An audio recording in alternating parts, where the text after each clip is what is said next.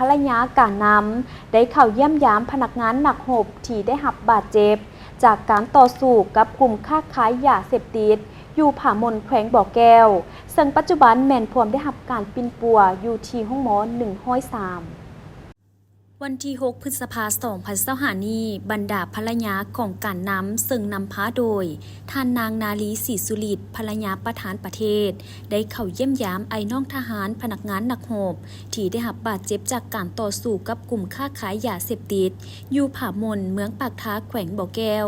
ซึ่งปัจจุบันแม่นพวมได้รับการปินปัวเบิ่งแยงสุขภาพอยู่ที่ห้องหมอศูนย์กลาง103กองทัพท่านนางนาลีศรีสุริตภรรยาประธานประเทศได้ต่างหน้าให้ครอบครัวการนำแสดงความเป็นห่วงเป็นใย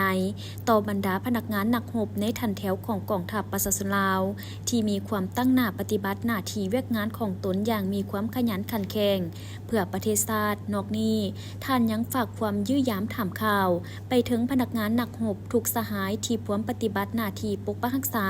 และสร้างสาพัฒนาประเทศชาติจงมีสติสูงต่อหน้าที่